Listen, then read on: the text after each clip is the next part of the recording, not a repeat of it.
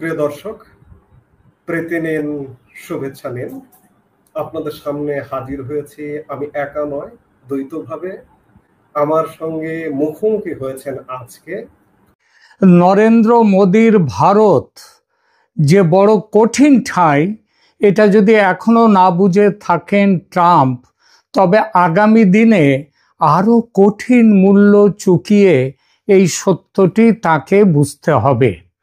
বাণিজ্য শুল্ক বা ট্যারিফ নিয়ে গত কয়েক মাস ট্রাম্প লেজে খেলাবার চেষ্টা করছেন ভারতকে।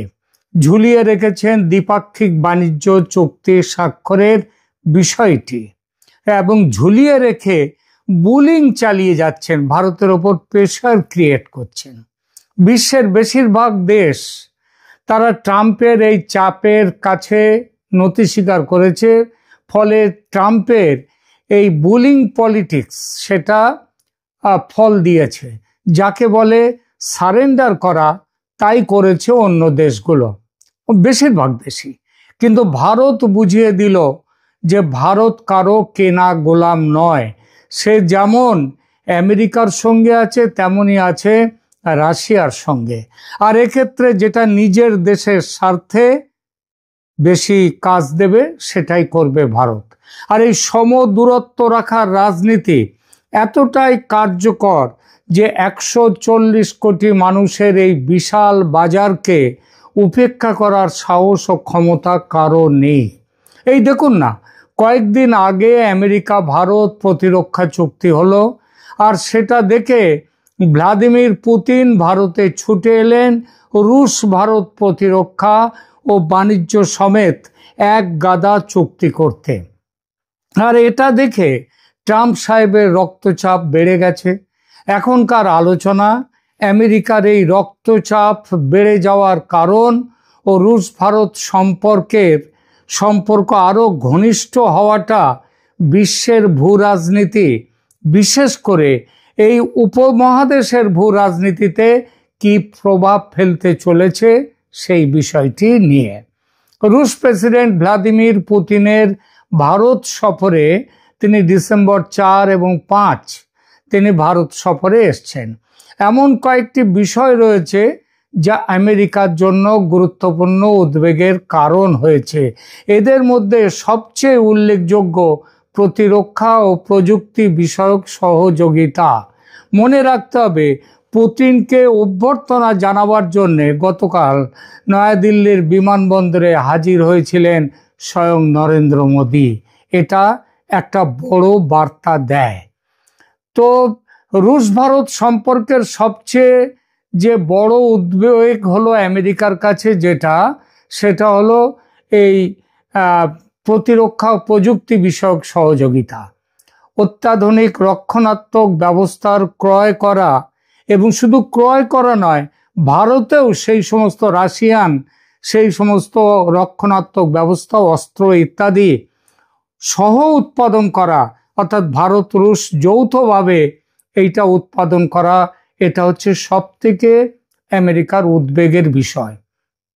রিপোর্ট অনুসারে মস্কো ভারতকে 5টি অতিরিক্ত S-400 ট্রায়াম্ফ বায়ু প্রতিরক্ষা ব্যবস্থা সরবরাহের প্রস্তাব দিচ্ছে। আরও গুরুত্বপূর্ণভাবে সুখোই 57E পঞ্চম প্রজন্মের যুদ্ধ বিমানের বিষয়টি। এই যুদ্ধ বিমানের সম্পূর্ণ প্রযুক্তি ভারতকে স্থানান্তর করছে, ভারতকে প্রযুক্তি দিচ্ছে রাশিয়া। আর এর মধ্যে আছে অ্যাভিওনিক্স, ইঞ্জিন, সেন্সার এবং গোপনীয় স্টেলথ উপকরণ, মানে যেটা দিয়ে বোঝা যায় এই বিমান চলাচলের ব্যাপারটা, যেটা রাডারে ধরা পড়ে না, সেই সব ব্যাপারও এর মধ্যে থাকছে।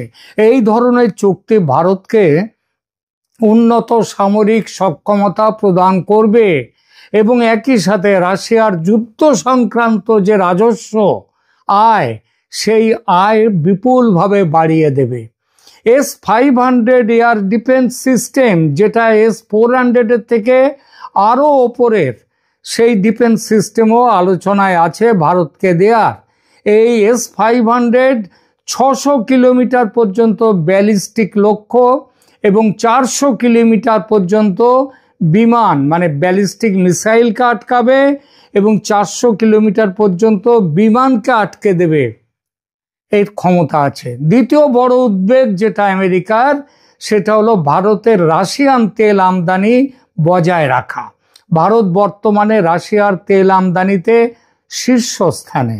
ট্রাম্প প্রশাসন ভারতকে এই তেল কেনাটা বন্ধ করার চাপ দিচ্ছে এই যুক্তি দিয়ে যে এভাবে টাকা পেলে রাশিয়া ইউক্রেনের যে যুদ্ধ, সেই যুদ্ধ চালিয়ে যেতে এটা সহায়তা করছে। কিন্তু ভারত থোড়াই কেয়ার করছে এসব কথার। প্রেসিডেন্ট পুতিন যেমন স্পষ্টভাবে বলেছেন যে তিনি চান ভারত তার তেল কেনাটা অব্যাহত রাখুক রাশিয়ার কাছ থেকে, তেমনি ভারতও বলেছে আমার যেখানে সুবিধা হবে সেখানে আমি তেল কিনব। তৃতীয়ত, রুশ ভারত বাণিজ্যে একটা বড় ভারসাম্যহীনতা রয়েছে, অর্থাৎ ভারত রাশিয়া থেকে আমদানি করে বেশি, যার বেশিটাই অস্ত্রশস্ত্রের ব্যাপার আছে। তার পরিমাণ 63.8 বিলিয়ন ডলার। আর রাশিয়াতে ভারত পণ্য রপ্তানি করে মাত্র 4.88 বিলিয়ন ডলার। তার মানে প্রায় 59 বিলিয়ন ডলারের ঘাটতি বাণিজ্য ভারতের।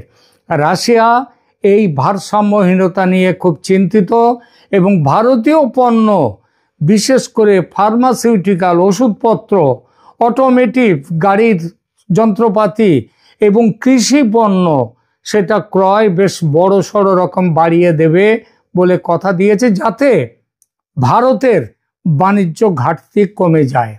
এর ফলে বাণিজ্য শুল্ক নিয়ে আমেরিকা যে বুলিগিরি চালিয়ে যাচ্ছে ভারতের সঙ্গে, সেই বুলিগিরির ক্ষমতা ভারতের আর আমেরিকার আর থাকছে না।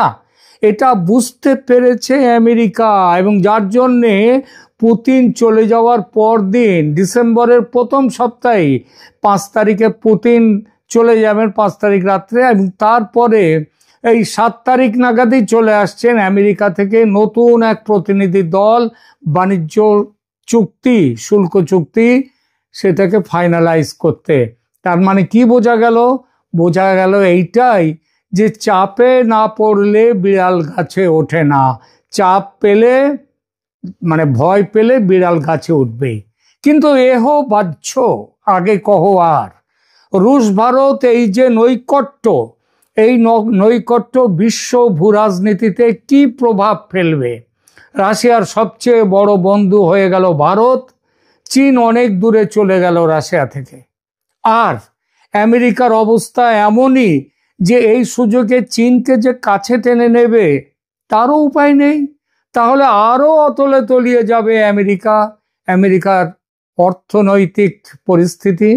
চীনকে রুখতে জাপান, অস্ট্রেলিয়া ও ভারতকে নিয়ে এই ইন্দো প্যাসিফিকে যে কোয়াড্রিল্যাটারাল সিকিউরিটি ডায়ালগ বা কোয়াড তৈরি করেছে, সেটা আর কার্যকর থাকবে না।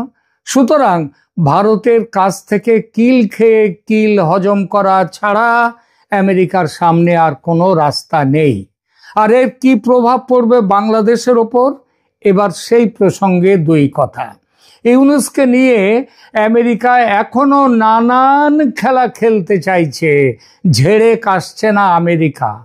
দিল্লিতে, দোহাতে খলিলুর রহমানের সঙ্গে অজিত ডোভালের বৈঠকে মার্কিন প্রতিনিধিরাও হাজির ছিলেন এবং ভারতের সঙ্গে তারা একযোগে বাংলাদেশে ফ্রি, ফেয়ার অ্যান্ড ইনক্লুসিভ ইলেকশনের কথা বলছে, আওয়ামী লীগের ওপর থেকে নিষেধাজ্ঞা প্রত্যাহারের কথা বলছে, এমনকি ইউনুসকে সরিয়ে দিয়ে শেখ হাসিনার তত্ত্বাবধানে একটি কেয়ারটেকার সরকার গঠন ও সেই সরকারের অধীনে নির্বাচন করার যে ভারতীয় প্রস্তাব, সেই প্রস্তাবেও আমেরিকার প্রতিনিধিরা সহমত জানিয়েছে। কিন্তু আবার একই সঙ্গে ইউনুসকে রাশ টানার ব্যাপারে কিছু করছে না। ইউনুস এখন চেষ্টা করছে নির্বাচন পিছিয়ে দিতে, নির্বাচন যাতে না হয় সেই ব্যবস্থা করছে। এবং ইউনুসের এখনো যে যা খুশি তাই করে যাওয়া আমেরিকা সেখান থেকে সুতো ছাড়ছে। অর্থাৎ আমেরিকার এই যে 2 নম্বরই একটা ব্যাপার, এই ব্যাপার আর মেনে নিতে রাজি নয় ভারত। বাংলাদেশে ব্যবস্থা নিতে ইতিমধ্যেই অনেক দেরি হয়ে গেছে। মোল্লাতন্ত্র, জঙ্গিতন্ত্র খেয়ে ফেলেছে দেশটাকে। আর দেশটাকে খেয়ে ফেললেই যে হবে তা তো নয়, আর দেরি করলে ভারতের অভ্যন্তরীণ নিরাপত্তা বিপন্ন হবে। এটা হিসাব করে ভারত যুদ্ধ প্রস্তুতি শুরু করে দিয়েছে খুব ভালোভাবেই, এবং এখন বাংলাদেশকে সব দিক দিয়ে ঘিরে ফেলেছে। 3 দিকে তো এমনিতেই, এবং ভারতের নৌবাহিনী পর্যন্ত এখন চট্টগ্রামের ওখান থেকে বঙ্গোপসাগরে সেখানেও ঘেরাটোপ দিয়ে ফেলেছে।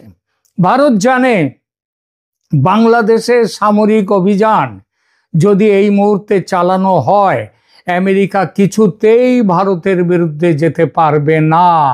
তাকে চুপচাপ বসে বসে দেখতে হবে ভারতের সামরিক অভিযান। এমনও হতে পারে আমেরিকা ভারতকে সমর্থন করবে সেই অভিযানে। আমেরিকার হাত আগেই বাঁধা ছিল, সেই বাঁধন আরো শক্ত করে দিল রুশ প্রেসিডেন্ট পুতিনের ভারত সফর এবং সফরে স্বাক্ষরিত চুক্তিগুলো। বলা বাহুল্য, এর পরে ট্রাম্প সাহেবের মনে ভারতের বিরুদ্ধে ব্যবস্থা নেওয়ার বাসনা জাগার কোনো কথাই আর ওঠে না, উঠবে না। জানা যাচ্ছে সম্প্রতি অজ্ঞাত আততায়ীদের হাতে একের পর এক মোট 31 জন বিদেশি নিহত হয়েছে ঢাকা ও চট্টগ্রামে। এদের মধ্যে 17 জন আমেরিকার সিক্রেট ইন্টেলিজেন্স বা সামরিক বিভাগের লোক। বাকি 14 জনের বেশিরভাগ পাকিস্তানি গোয়েন্দা সংস্থা ISI এর। আবার কয়েকজন আছে তুরস্কের গোয়েন্দা সংস্থা মিলি ইস্তিবারাত তাশকিলাতি বা MIT সংস্থার। এতদিন পাকিস্তানের লাহোর, করাচি, ইসলামাবাদে আকাশ থেকে উড়ে আসতো এই আননোন গানম্যানরা। তারা এসে খতম করে দিত ওই পাকিস্তানি জঙ্গিদের যারা ভারতে নাশকতার কাজে যুক্ত। এখন সেই জঙ্গির, সেই আননোন গানম্যান আকাশ থেকে উড়ে আসতে শুরু করেছে বাংলাদেশেও। আর একের পর এক এদের অপারেশনে আমেরিকা এতটাই ভয় পেয়েছে যে ঢাকায় আর কেউ থাকতে চাইছে না। সবাই চলে যেতে চাইছে বাংলাদেশ থেকে, আর নতুন করেও কেউ আসতে চাইছে না। ট্রাম্পের মাথা থেকে বাইডেনের ভূত বিদায় নিচ্ছে খুব দ্রুত, খুব দ্রুত। এখন বাংলাদেশে ট্রাম্পের মন্ত্র কি? ভারতং শরণং গচ্ছামি, মোদিং শরণং গচ্ছামি। এই পরিস্থিতিতে রুশ ভারত বর্তমান সমঝোতা আমেরিকার বাংলাদেশ নিয়ে এই যে খেলাধুলো করছে এখনো, সেই খেলাধুলোয় দাড়ি টেনে দেবেই। কারণ সর্বনাশের অর্ধেক ভালো, এটা তো প্রবাদেই আছে।